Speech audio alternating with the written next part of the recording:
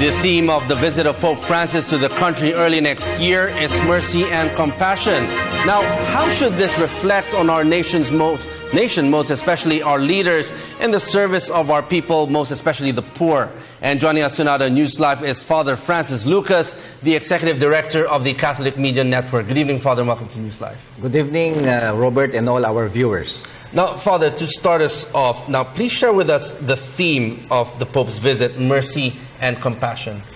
The Pope Francis visit in the Philippines by next year's theme is mercy and compassion, because his papacy especially focuses on that, and he wants to come over to visit the Philippines and all those who are suffering in the Philippines, especially those who are victims of disasters, because he wants us to really feel deep inside us something that penetrates our hearts, not to just brush this off, the mercy and compassion part of our feeling for those who have less and those who are victims. Now, Father, what is the best way to demonstrate our affection for those in need in line with this mercy and compassion?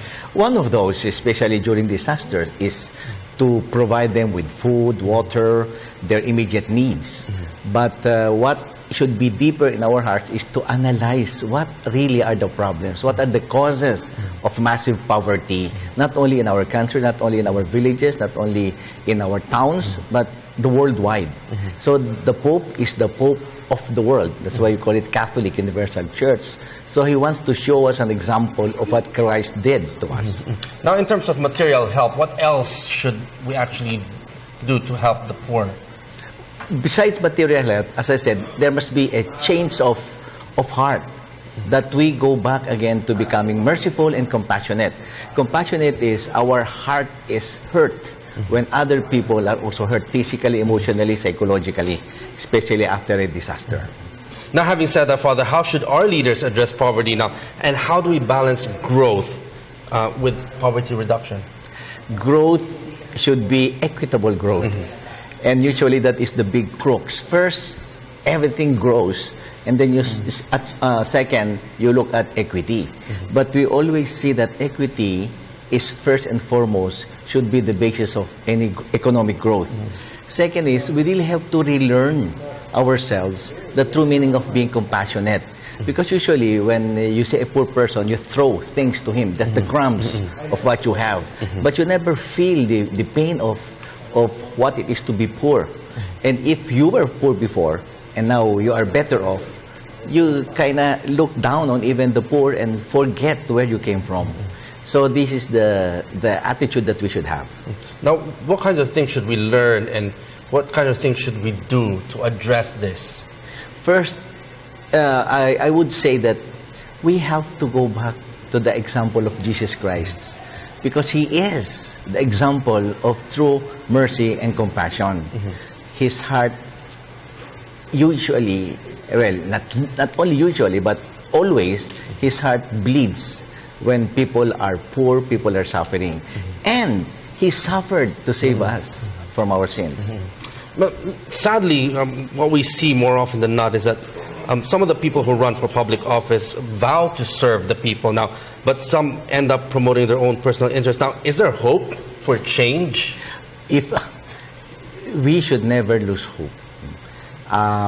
The gospel and then the readings of last Sunday, Christ the King, the first reading tells us that God really chastised the leaders of Israel, the kings, because they were not serving their people. So God decided he will show us the example of leadership. And his example of leadership boils down to mercy, compassionate, the common good, sacrifice, instead of holding on to power to bludgeon those who have less. Now, Father, where do we fail in this in terms of our quest to have mercy and compassion to our fellow men? Pope Francis' first encyclical is Lumen Fidei, that is the light of faith. And he specifically tells us that our faith is not a memorization of the doctrine of the Bible that you can quote it, but more so in expressing this, going outward ourselves in order to aid those who need us most. Now, Father, in line with mercy and compassion, there's a long-standing debate going back. Now, were we born good? Everybody will say, we were all born good. But I would say, if you look at really the story of the Bible, the history of salvation, we are fallen. That's why we keep on suffering.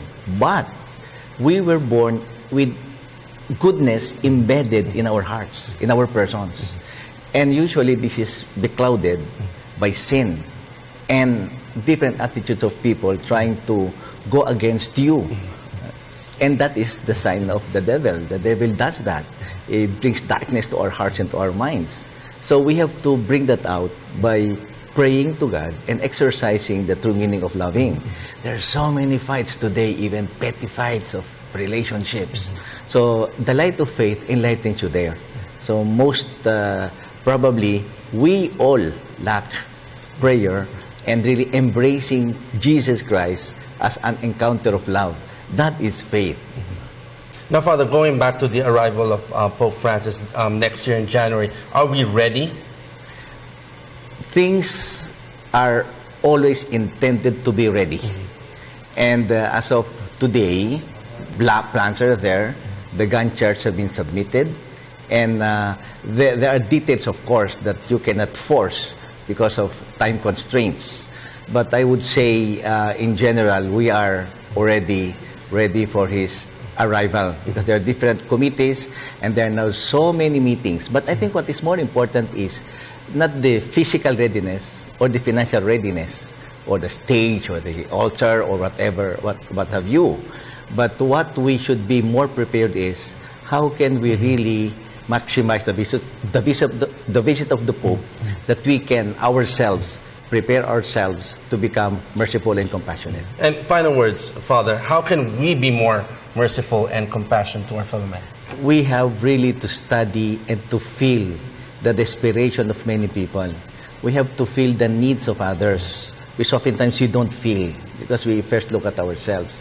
So I would say, let us prepare ourselves through prayers that we will learn how to change our hearts when He comes. Okay, on that note, thank you very much for joining us here tonight at NewsLife. That was Father Francis Lucas, Executive Director of the Catholic Media Network.